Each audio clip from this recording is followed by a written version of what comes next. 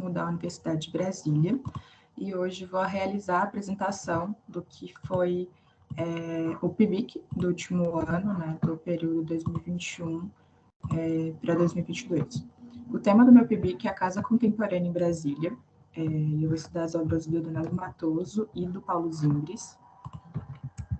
Para começar, a gente realizou um levantamento, né, dos principais estúdios, ateliês e arquitetos atuantes aqui na capital brasiliense, como o Bloco, como o Danilo Matoso, Estudo MRGB, e também levantamos alguns nomes dos arquitetos modernistas, né, como Paulo Zimbres, Oscar Niemeyer, o Milton Ramos.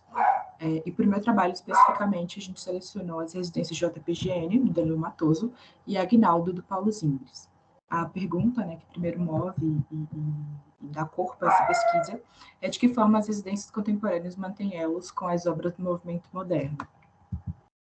Bom, para isso, né, a gente elencou enquanto metodologia os métodos do Herzberger, do Frampton, do Clarke, com o objetivo de reunir um método consolidado na história da historiografia da arquitetura, mas também a gente adaptou para a realidade brasiliense, na realidade brasileira, para aquilo que a gente achou pertinente, né? Então, a gente foi atrás desses métodos consolidados na história da arquitetura, principalmente de um método que parte da análise morfológica e que resulta no partido arquitetônico, né, que aparece nos livros do Clarke, onde ele elenca essas várias categorias e a partir de desenhos realizados em cima dos desenhos técnicos, né, que a gente já realiza para fazer projeto de arquitetura, são feitas essas análises com relação à luz natural, estrutura, hierarquia,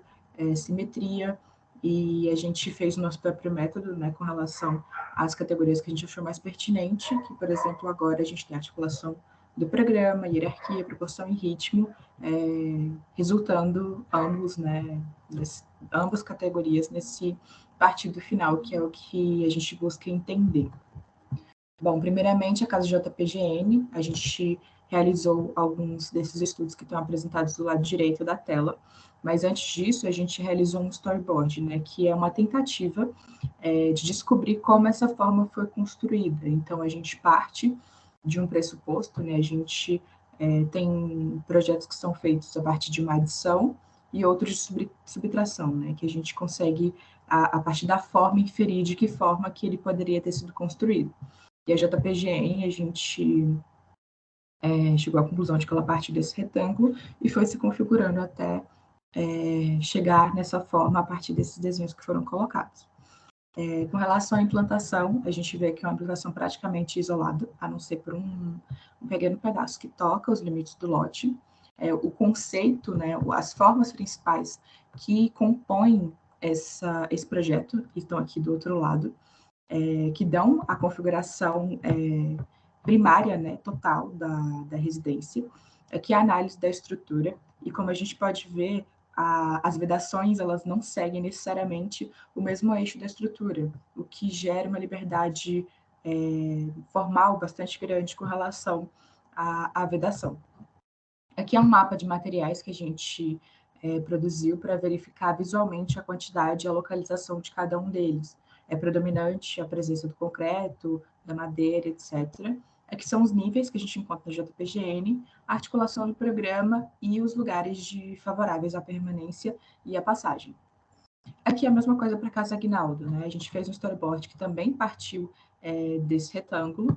Aqui a sua implantação, o seu conceito, os eixos que também não necessariamente comportam o mesmo espaço das vedações, que é muito interessante, os materiais que foram utilizados, os níveis, articulação do programa e também os níveis de permanência de cada um dos cômodos. Aqui, com relação às permanências, a gente chegou à conclusão de que a forma inicial, um regionalismo, uma independência da estrutura, função e a diversificação dos níveis é uma coisa presente em ambas as casas. E com relação às particularidades, a proporção, a localização de materiais, os tipos de materiais e a solução estrutural são as que mais se diferenciam. É isso, gente. Obrigada.